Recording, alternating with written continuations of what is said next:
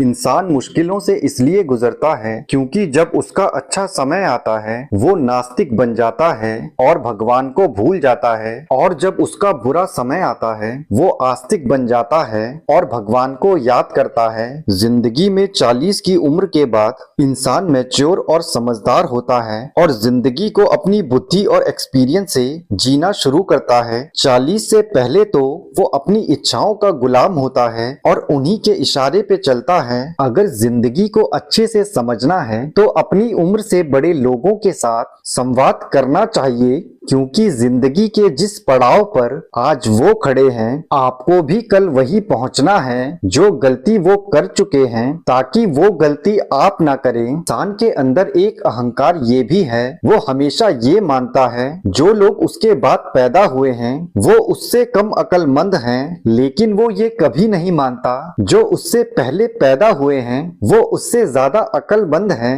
एक पिता ने अपने जीवन में जो भी बड़ी गलतियां की हैं उसे नोट करके रख लेना चाहिए और खुद से एक सवाल करना चाहिए, जो गलतियां मैंने की हैं वो मेरे बच्चों को भविष्य में क्यों करनी चाहिए। इस तरह आप अपने बच्चों को वो गलतियां करने से रोक सकते हैं जो आपने अतीत में की हैं। किसी इंसान को अच्छी आदतें डालने में समय लगता है लेकिन उन्हें छोड़ने में समय नहीं लगता, और बुरी आदतें डालने में समय नहीं लगता लेकिन उन्हें छोड़ने में बहुत समय लगता है। एक समझदार और बहादुर इंसान भगवान से प्रार्थना करते वक्त कभी ये नहीं मांगता कि उसकी जिंदगी में कोई मुश्किल ना आए, बल्कि वो भगवान से ये मांगता है उसे मुश्किलों से लड़ने की ताकत मिले। समझदार पेरेंट्स अपनी अच्छी और बुरी आदतों को जानते हैं, इसलिए वो कभी भी अपने बच्चों में अपनी बुरी आदत को नहीं डालते, केवल अच्छी आदतों को डालते हैं। जहाँ समझदारी दिखाने से आपको नुकसान हो वहाँ मूर्ख बने रहने में ही समझदारी है। सच्चे मित्र की परीक्षा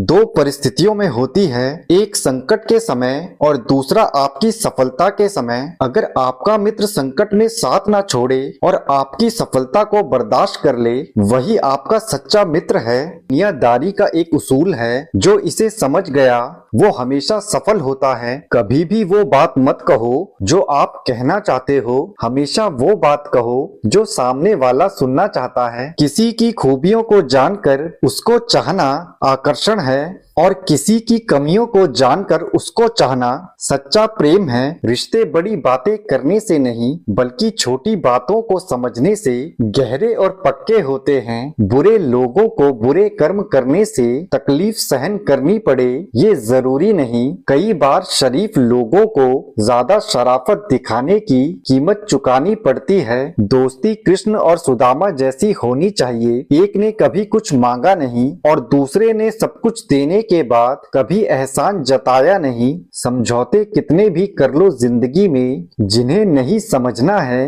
वो समझेंगे नहीं, आपको तकलीफ भी देंगे और अपनी जिद से हटेंगे भी नहीं।